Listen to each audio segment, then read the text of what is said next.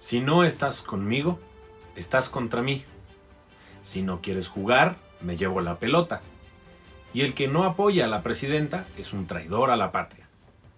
Así es lo que Morena está poniendo sobre la mesa de discusión hoy en día. Esto es la actitud de un niño berrinchudo al que no le están cumpliendo los caprichos, como si mereciera el mundo y las estrellas.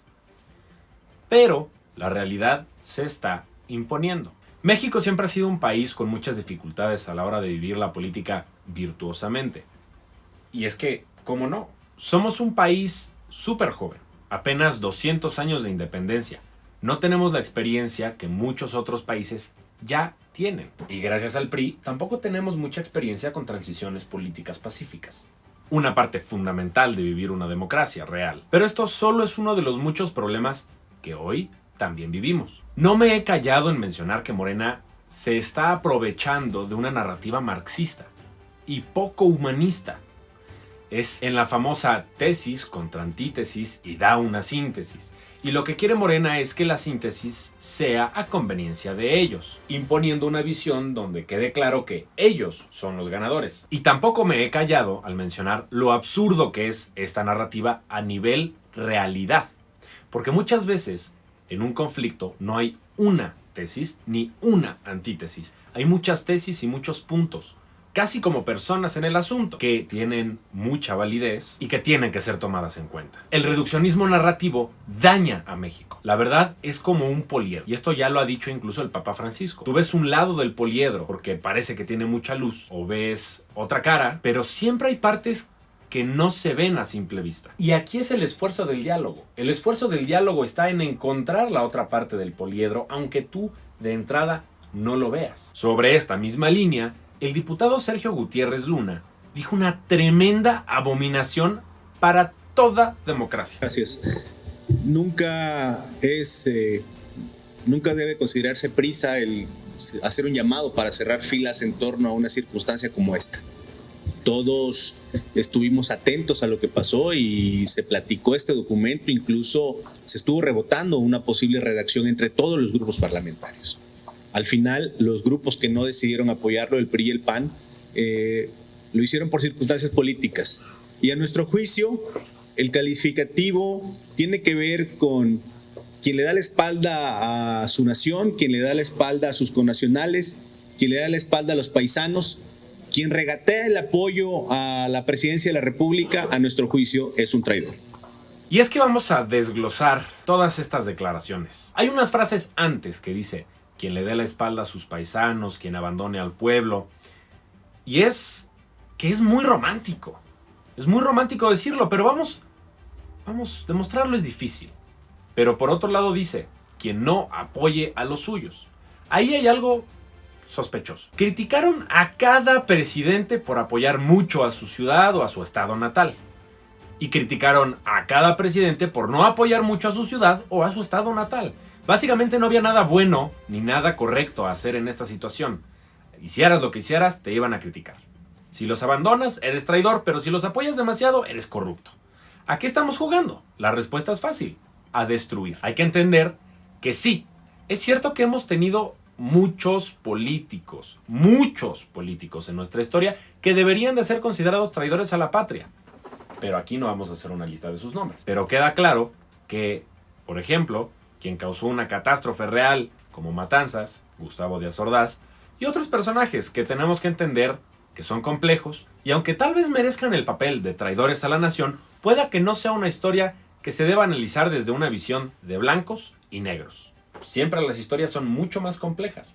Regresando al ejemplo del poliedro. En este mismo sentido, el primero que traicionó y dio la vuelta a sus paisanos fue el líder de Morena, Andrés Manuel, quien dejó que catástrofes pasaran por Tabasco, y por Acapulco, y por Oaxaca, y por Sinaloa, y por Chihuahua, Guanajuato, Chiapas, Aguascalientes, Durango, y podría seguir la lista, ocultando datos de más de 200,000 homicidios dolosos en su sexenio.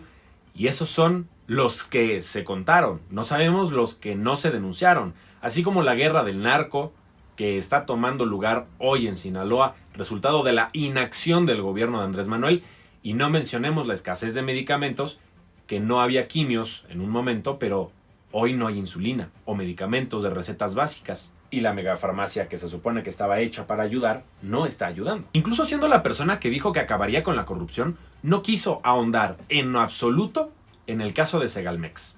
Y esto es solo el inicio. Podríamos seguir y vamos a ver muchos más de estos problemas conforme los años pasen. Conforme los documentos de seguridad nacional se vayan liberando. Y eso es inevitable. Entonces, ¿quién abandonó a sus connacionales? Pero bueno, vamos al mayor escándalo de sus declaraciones. Quien le da la espalda a su nación, quien le da la espalda a sus connacionales, quien le da la espalda a los paisanos, quien regatea el apoyo a la presidencia de la República, a nuestro juicio, es un traidor.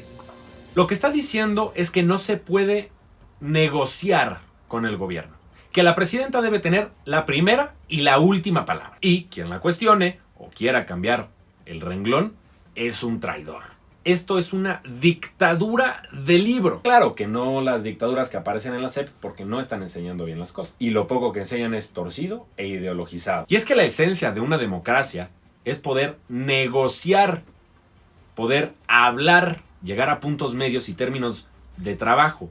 Un tú y yo, no un tú o yo, que es de lo más llorón que existe, sobre todo en la política. Desde la perspectiva histórica, se ha romantizado el tema medieval, diciendo que el rey tenía el poder absoluto o el señor feudal, como si lo que dijeran o propusieran fuera absolutamente incuestionable. Pero aún en estas épocas se ha demostrado una y otra vez que cuando un rey era demasiado autoritario, la gente se levantaba. Y cuando un señor feudal abusaba de la gente se rebelaba. Y eso es lo que sucede en cualquier dictadura, opresión o abuso, eventualmente, de manera inevitable. Así pasó con los zares de Rusia y con los reyes abusadores de Europa y muchos otros ejemplos. Los reyes que sabían gobernar, sabían que tenían que negociar, dialogar y consensuar.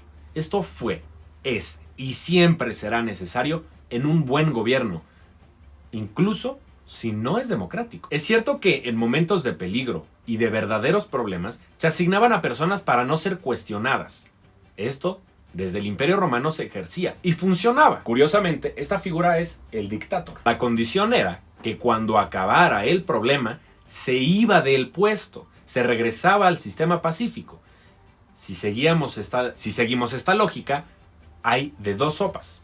Uno, o admiten que están en una zona de alto peligro y se necesita un liderazgo incuestionable, crisis que sería causada de las propias acciones o inacciones del partido en el poder actual, pero no lo van a admitir.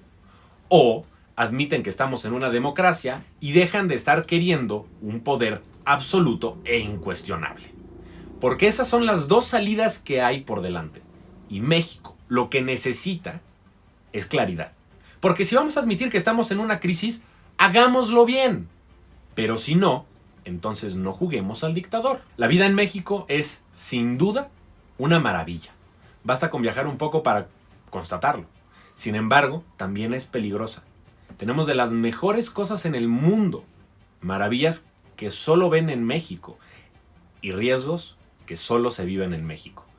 Como las ciudades más peligrosas del mundo, y para muestra está Culiacán. Pero nos hemos esforzado mucho en mantener a un México democrático, que hoy se ve peligrando por una falta de transparencia, claridad y diálogo.